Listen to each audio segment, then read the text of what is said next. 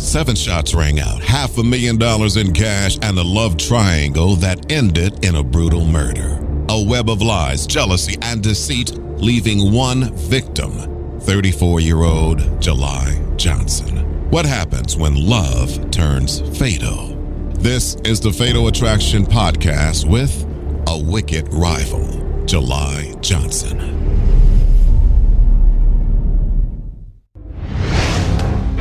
She was the woman everyone wanted. She was beautiful, gorgeous. She was special in so many ways. She was like the apple of everybody's eye. But she only had eyes for him. She liked the way he looked. He's a very charismatic man.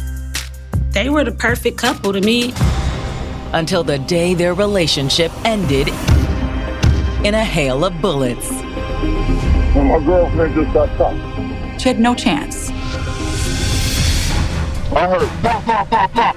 It just blew my mind. I couldn't believe it. I'm like, no, she's not dead. No way somebody could want to hurt her like that. And now it's up to detectives to determine, was it over her boyfriend's secret life? He wasn't forthcoming about where the money came from. Was it the ex who couldn't let go? I want a lawyer. Maybe he is still missing. Or would her killer never be found? People started thinking maybe somebody just got away with murder. Hold it right there, freeze!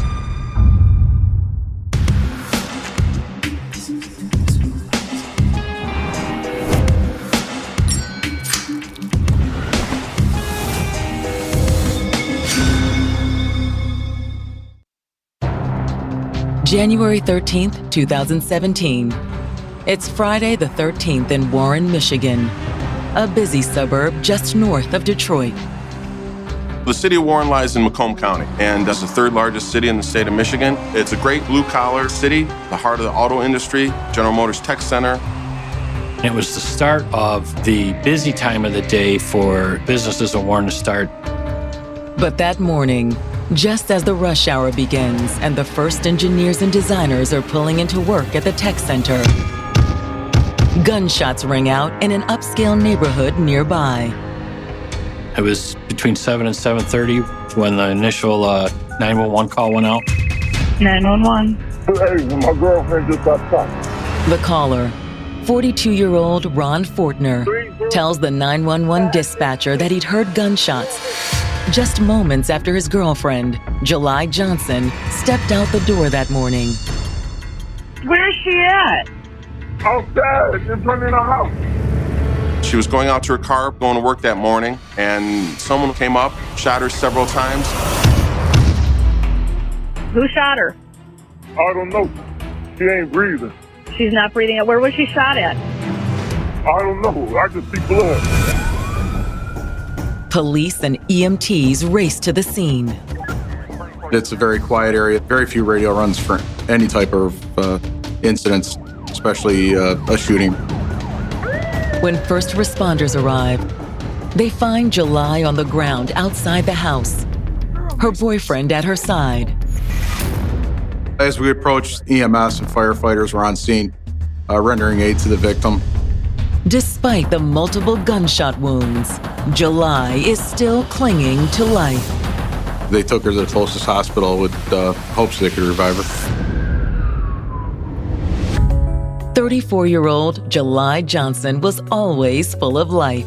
She was gregarious, loved being around people, being social, and just had a great energy. She was just like an overall genuine person, one of the best people that I've ever met. She was like beautiful inside and out. Juliii never had any shortage of men vying for her attention either. She was always kind of discreet with her relationships in a way. She had a series of boyfriends in her 20s, but she never really settled down. But there was one constant in Julii's life, her teenage daughter. She was crazy about her daughter. They just had a really good relationship, and it was just beautiful. She was a great mother, and they were extremely close. Juliii had a good job in customer service. She liked jobs that involved communication and interacting with other people. She was great at those kind of things. She was talking about buying a house. She was pretty satisfied where she was working, and that was where it goes. But she also felt that there was something missing. She always talked about falling in love and getting married. And one day, she found the man she hoped might be the one. She said she literally just saw him in passing. She liked the way he looked. She liked his hair. The man who'd turned Julii's head was 42-year-old Ron Fortner. From that point on, they were glue. He was cool, he was funny, and she just was attracted to him naturally. He's a very charismatic man. He's well-spoken, he's articulate, he's well-dressed. He was also a successful businessman, the owner of a Detroit car wash. He's washed my car a few times, him and his crew, and then I go to pay, he's like, it's on the house. By the end of 2016, Juliii and Ron had been together for over 2 years. Juliii had her own place, and she made sure she always had a place for her and her daughter. But they spent a lot of time together. I know she loved him to death. As far as we knew, they was happy and it was cool. In fact, Julii's friends wondered if the relationship would end in marriage. She was ready to settle down. She loved him so much. And on New Year's Eve 2016, when the couple jetted off to Vegas, friends wondered if that day had finally come. They took a lot of photos together.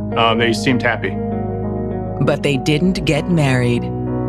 I think that she wanted to see a future, but she wasn't sure if he was ready for what she was ready for. And now, less than 2 weeks after returning from Vegas, EMTs are fighting to save Julii's life.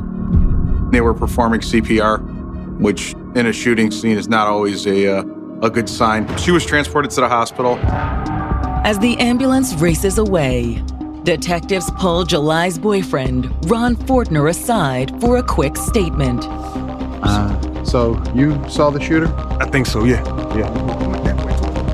The boyfriend had saw somebody running away, with a hooded type jacket on in an eastern direction, around the house. And that's about all we had at that moment.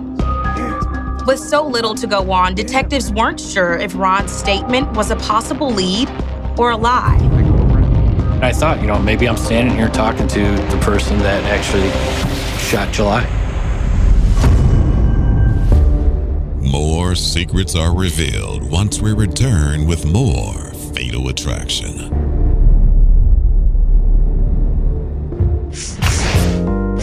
At the beginning of 2017, it looked as if single mom Juliii Johnson had found lasting happiness with her boyfriend, Ron Fortner. They were always good together, always a good time. He was always very generous. They were just naturally attracted to each other. And as far as I knew, they was happy.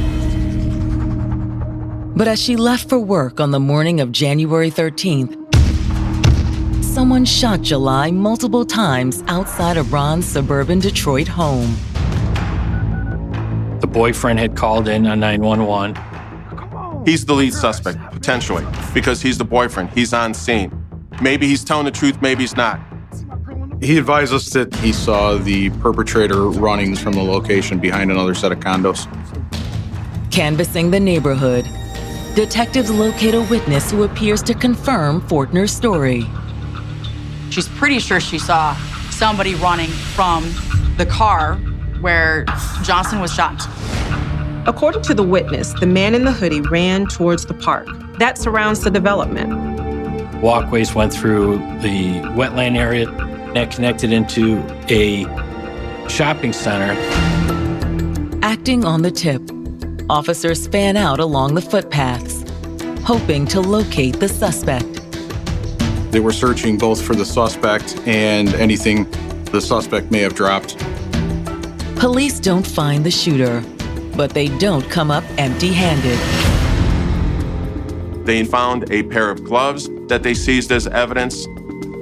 If the shooter dropped them, their DNA could be inside of the gloves.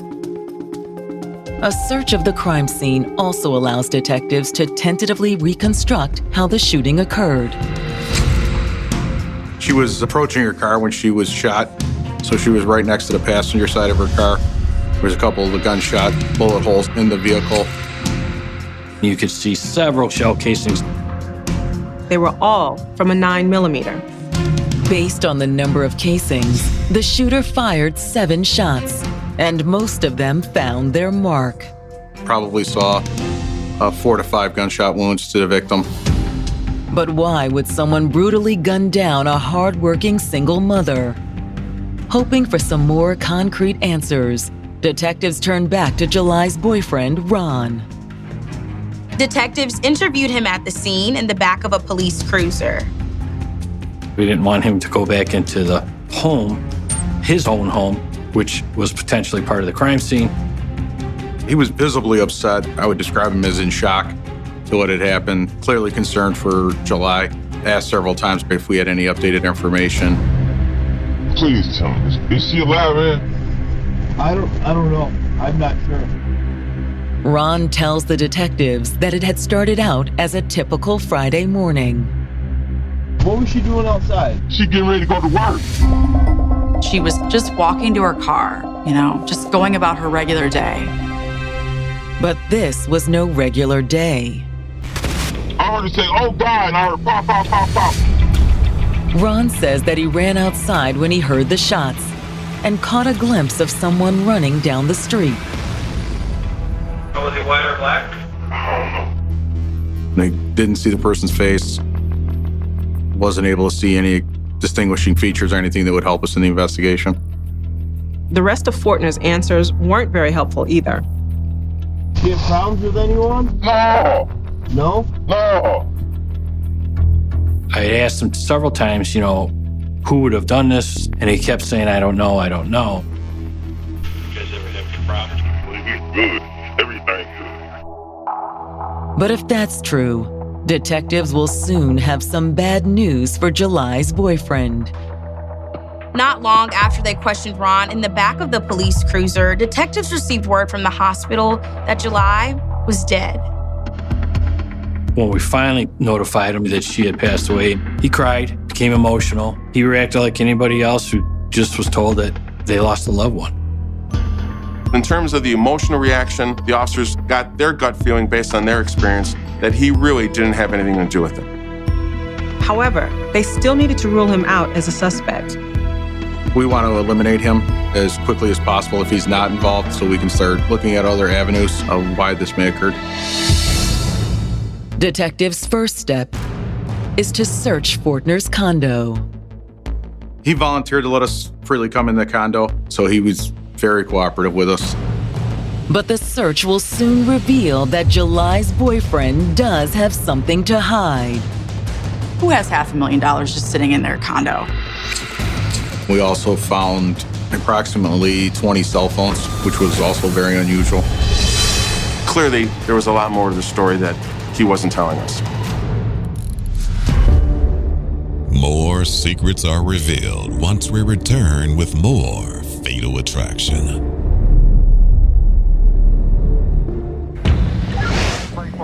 While detectives in Warren, Michigan search Ron Fortner's condo, word of his girlfriend Juliii Johnson's murder spreads like wildfire. Her daughter's grandmother had called me. She said she gone, Rolanda, and she just started crying. And that was it. Everything else is just a blur. I couldn't believe it. The impact on, it just knocked me off my feet. I'm like, it's no way somebody could want to hurt her like that. However, back at the crime scene, detectives are starting to wonder if it's no coincidence Juliii was killed outside her boyfriend's condo. There was a large amount of money that was removed from the house. It was well over $500,000 in cash.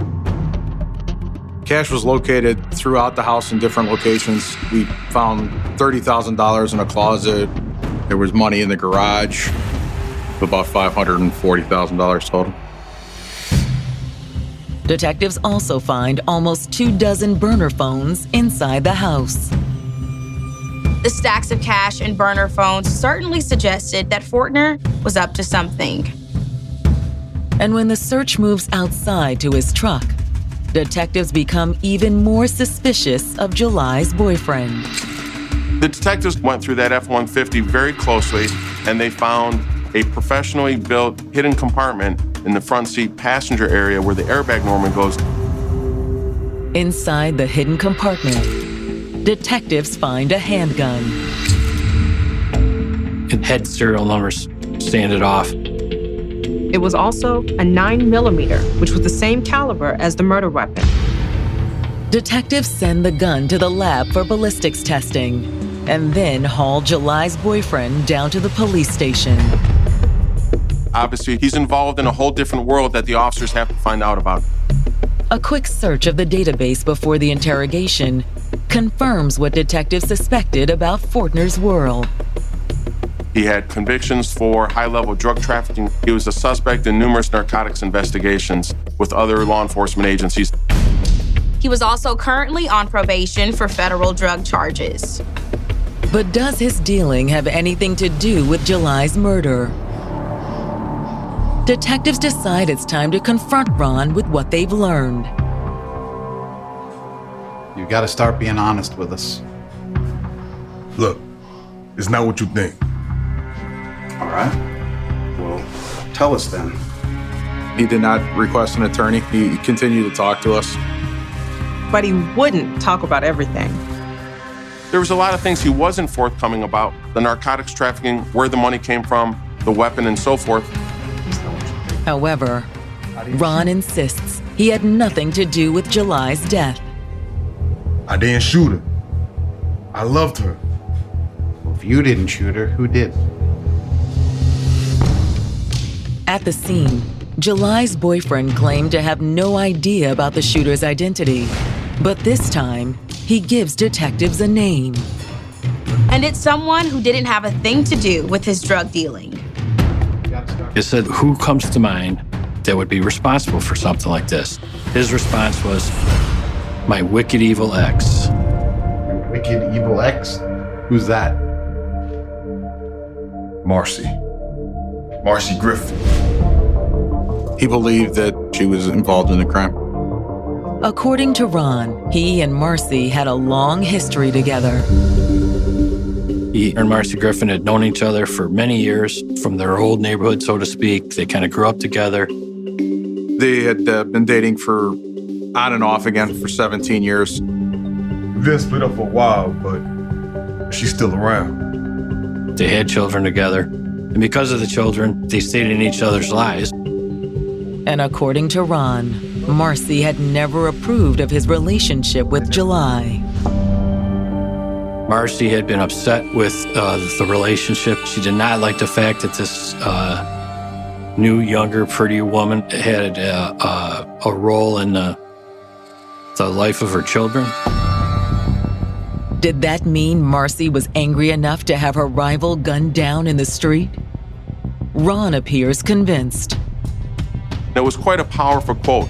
My wicked ex-girlfriend. Detectives had to wonder, was Ron pointing to his ex in order to deflect suspicion from himself? Until they find the answer, detectives keep Fortner in custody. Since they found a weapon in his possession, they were able to hold him on the parole violation. Then, detectives turn to Julii's friends and family. We spoke to several people involved in her life, her family, her friends. Most of Julii's friends tell detectives that they're well aware of what Ron Fortner does for a living. She's always dated dudes that are street dudes, you know what I mean? But had that ultimately cost Juliii her life? Is there something from that lifestyle that might have brought this on? Like as far as retaliation against him? According to most of her friends, the answer was yes. My initial thought was it was something to do with him. Hold it right there, freeze! More secrets are revealed once we return with more Fatal Attraction. After 34-year-old Juliii Johnson was gunned down on her way to work, detectives' suspicion first turns to her boyfriend, Ron Fortner, an ex-felon with a string of drug arrests. After finding $500,000 of cash hidden in his house, detectives suspected he was still dealing, too. But Ron had pointed the finger at his ex-girlfriend, Marcy Griffin. His exact words were that she was wicked evil, and he was pretty convinced that she was involved. Before detectives look into Marcy, they book Ron for a probation violation. At this time, we're placing you under arrest. Is it possible Ron is telling the truth? Detectives look into his claims by questioning Julii's family and her closest friends. What we were trying to do is basically figure out, was it a situation of a domestic case gone bad? Was there more to the story in terms of other people involved? Or was it somehow connected to a high-level narcotics trafficking where one of his prior deals had gone bad? Julii's friends tell detectives they'd often worried about her safety. We've always been, scared of this for this day to come because of the type of men that she's always dealt with. Was she attracted to a certain type of guy? Yeah, like straight guys, you definitely had to have somebody. Hanging with those type of people, you pray every night you don't get this phone call. It was always a fear. Julii's friends weren't just scared of the other drug dealers, but also the women they ran with. She dealt with envy and jealousy her whole life because she was such a beautiful person. These girls, these women really hated her. According to Julii's friends, one woman hated her more than most. Ron's ex, Marcy Griffin. She's been stalking Juliii for over 2 years now. We had just heard so many stories about how ridiculous she could get. I guess she was going into her job threatening her. Julii's friends say that the threats had recently escalated too. Apparently, it started after a post about Ron and Julii's trip to Vegas appeared on social media. She thought they got married. She clearly had some rage and just jealousy. From what I heard, Marcy went up to the car wash or something and was like, "You married that bitch." And I guess they got into it. And she said something to the effect of, "You gonna feel this." Unsure if Marcy actually followed up on her threat, or if she was just a jealous ex venting, detectives head to her job for an interview. She worked in an office building in Detroit. Their human resource persons brought her to a conference room for us to talk with her. Have a seat. The interview ends almost as soon as it starts. She immediately refused to speak to officers. Does that mean Marcy has something to hide, though? All detectives know for certain is that she was nowhere near the crime scene when the murder occurred. From security footage from her place of employment, she was in downtown Detroit on Friday morning. However, to fully rule out her involvement, detectives also subpoenaed her cell phone records. Then detectives return to the crime scene and revisit the nature trail behind the development where the shooter allegedly fled. Detectives were searching that marshy area even more thoroughly to make sure that they didn't miss anything. Turns out they had missed something, a possible murder weapon hidden in the tall grass. It was a 9mm. It was tossed near the nature trail. It was probably located within 30 or 40 feet of where we located the gloves. All but convinced that Julii's killer fled along the nature trail, the detectives canvassed the shopping center on the other side of the wetland. They went to each and every business in the area to collect as much closed-circuit TV or security video as possible.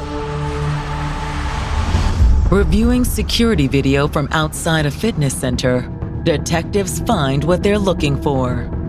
On the morning of the shooting, a video showed the SUV parked near the nature trail. At around 7 a.m., a man in a dark hoodie gets out of the passenger side door. The hoodie matched the description that both Julii's boyfriend and his neighbor gave the detectives. He walked towards where the murder scene was.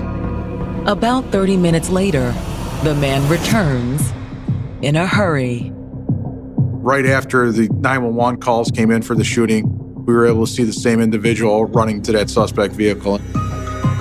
He jumps into the SUV and it drives away.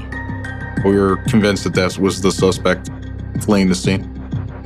Although, based on the video, detectives now believe they're looking for two suspects. Both exiting and getting back into the vehicle. He entered through the passenger side of the vehicle. So you knew there was another occupant of the vehicle, the person who was driving it. But can the footage lead detectives to either suspect's identity? The quality of the surveillance video or the security video wasn't the best. We narrowed down what kind of vehicle it was. Unfortunately, detectives were unable to make out the vehicle's license plate. It was the first time I ever felt I may have a case that I'm not going to be able to solve. But then, just as the killer's trail is going cold, the crime lab makes a breakthrough. The firearm that we recovered was proven to be the one that fired the round that was recovered from the body of Juliii Johnson. But the even bigger news was that the DNA from the gloves found nearby matched a sample that was already in the database. The DNA evidence gave us a name. More secrets are revealed once we return with more Fatal Attraction. Detectives in Warren, Michigan have tentatively identified Juliii Johnson's killer as 24-year-old Eric Gibson. The crime lab found Gibson's DNA inside gloves found near the murder scene. And he matched the description of that shadowy figure from the video. However, identifying Gibson as a suspect raises as many questions as it answers. How is Eric Gibson connected to Juliii Johnson? Where did he come from? Who's he working for? Since Julii's boyfriend, Ron Fortner, was involved in drug trafficking, detectives suspected that a rival drug dealer may be behind the murder, or possibly Fortner himself. Fortner's ex-girlfriend, Marcy Griffin, is another possibility that detectives haven't ruled out. It was clear that Marcy Griffin truly did hate this woman and made threats to her.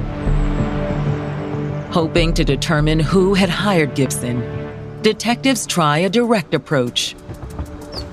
We knew approximately where Mr. Gibson lived, so we went down to the area and were able to locate Mr. Gibson. Are you Eric Gibson?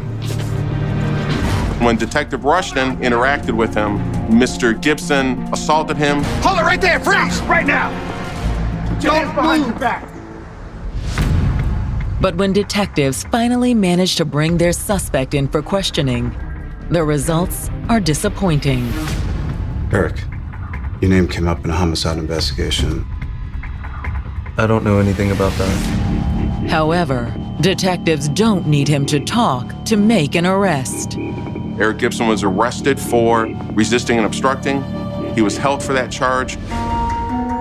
Then, with Eric in custody, they comb through his phone records, looking for any clues as to who hired him.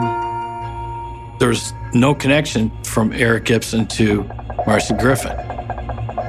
Detectives fail to find any connection between Eric and Julii's boyfriend, Ron Fortner, either. But when they pull Eric's police record, something does pop up. A Michigan State trooper happened to pull over Eric Gibson in a vehicle a night or two before the actual incident date. And he was driving an SUV that matched the one captured by a security camera, leaving the vicinity on the morning of the murder.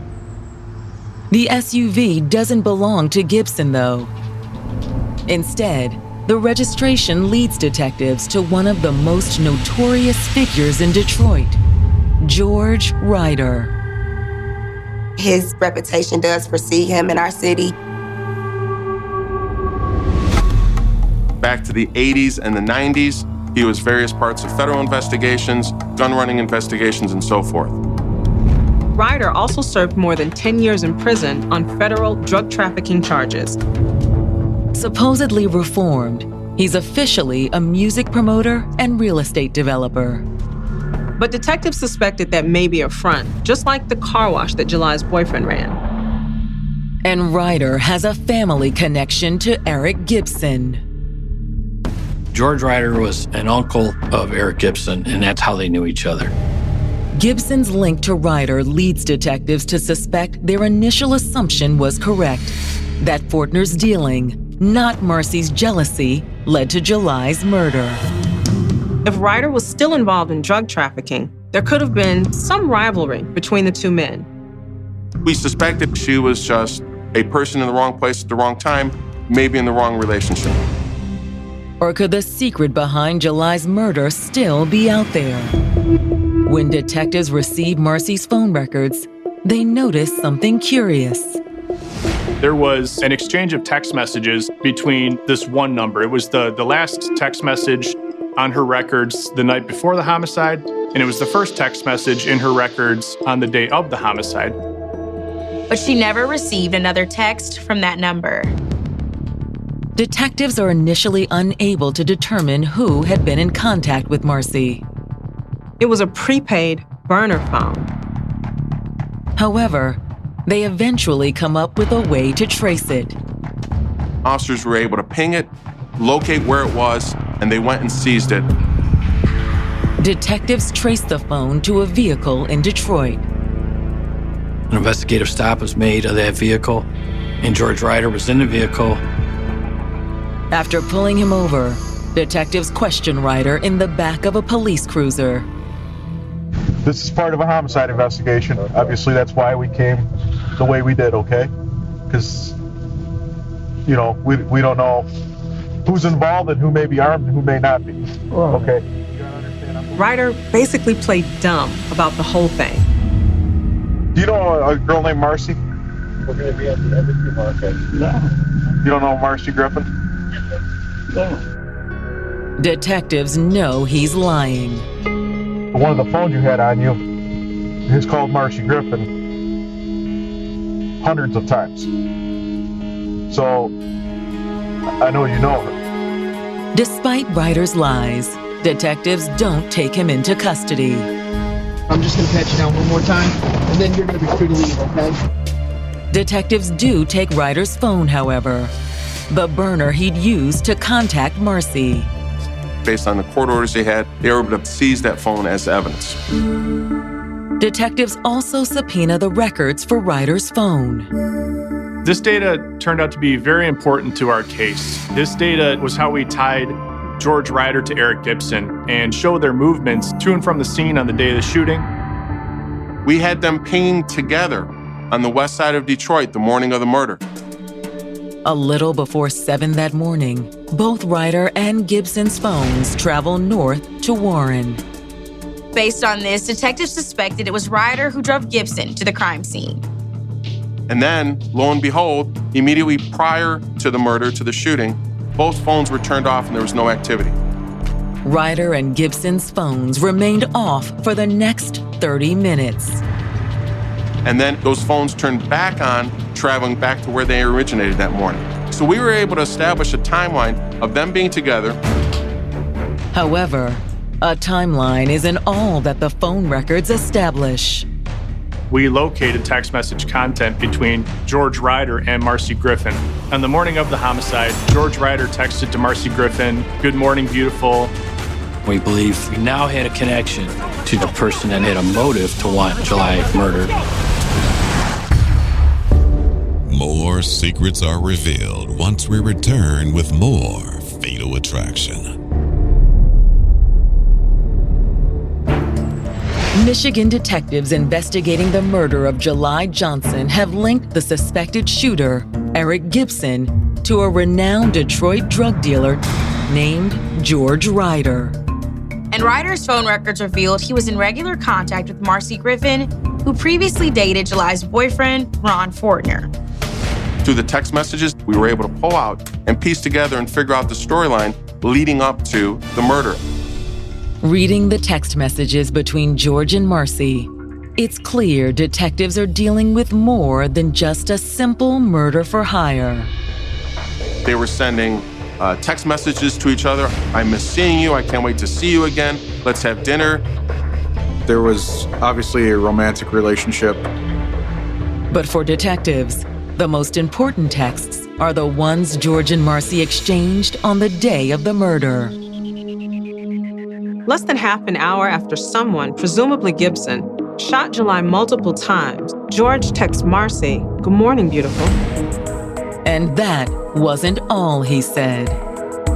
What Mr. Ryder did is text Miss Griffin and say, "It's a wonderful day, Friday the 13th.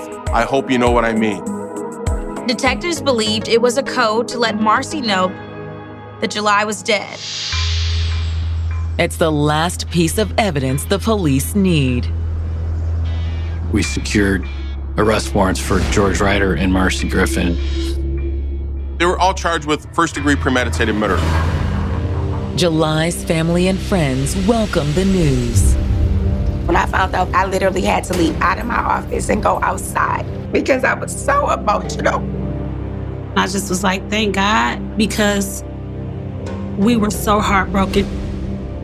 We could never take away the pain. We can never take away the tragedy. But we were just trying to make sure that someone was held accountable. The reckoning comes in May of 2019, when Marcy, George Ryder, and Eric Gibson all go on trial together. It was basically 3 trials within one trial because we had 3 actors and 1 murder. Eric Gibson was the hired gun. Eric had no other reason to kill Juliii Johnson other than he was paid to do so. George Ryder was the middleman. George had no connection to Juliii Johnson other than his relationship with Marcy Griffin. But prosecutors claim that it was Marcy Griffin who was the mastermind behind the murder. The prosecution basically said Marcy Griffin was insanely jealous, and this was her way of getting revenge. The father of her children, a former boyfriend, was moving on with his life and fell in love with someone else. According to the prosecution, it was Ron and Julii's trip to Vegas that pushed Marcy over the edge. Marcy saw the post on social media and assumed that Ron and Juliii had gotten married. It didn't happen, but unfortunately, I don't think Miss Griffin ever found out that. Furious, Marcy had confronted Ron at his car wash. There was a cell phone video. In that video, Marcy wrote, "I'm gonna get her. I'm gonna get you where it hurts." And on Friday, January 13th, 2017, Marcy finally got her revenge. George Ryder picked up Eric Gibson in the city of Detroit. They drove out to the location approximately 6:30 in the morning. Mr. Gibson exited the vehicle, walked over to the condo. He arrived just minutes before Juliii left for work that morning. He approached her on foot, fired several shots, 5 of which struck her. After he shot Juliii, Eric had sprinted back to where George waited in the rented SUV. Come on, we gotta go. Let's go, let's go. Then, once their escape was made, George had sent his coded text to Marcy, informing her that Juliii was dead. She orchestrated this entire thing and kind of had these 2 puppets working for her and carrying out this absolutely heinous murder. When it's their turn, Marcy's attorney suggests that George Ryder was the real mastermind. The argument was that just because Miss Griffin didn't like Juliii Johnson, that in no way meant that she had anything to do with the killing. According to theory, George orchestrated the whole thing without Marcy's knowledge, just because he knew she hated Juliii. Will it be enough to sway the verdict? Even the detectives that put the case together are worried when it goes to the jury. We were always 100% confident that Eric Gibson was going to be found guilty of this murder. We were a little less confident with George and Marcy Griffin. But not the jury. All three defendants were convicted of first-degree premeditated murder. All three of them were sentenced to life in prison without the possibility of parole. For Julii's family and friends, the long wait for justice is finally over. I think it was like 875 days from the day that she was killed to that sentencing. That is a long time for a family to just be feeling so many emotions: anger, grief, frustration, shock. And even justice for Juliii can't heal the pain of losing her. We waited so long for this day and she's still not here. So it doesn't give you relief. You feel good because somebody not totally getting away with something, but it don't really heal. Instead, all Julii's friends and family can do is cherish her memory. The best way to honor the dead is to live. So I try to live with her energy in mind. I try to be kind to people.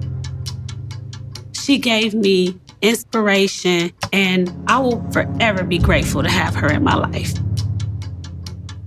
She was somebody that's just totally irreplaceable.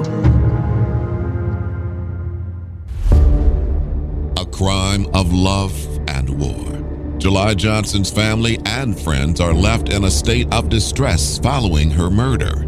Detectives successfully solved the love triangle case of the murder of hardworking single mother Juliii Johnson, answering questions and bringing closure to her loved ones. Coming up on the next episode of the Fatal Attraction Podcast.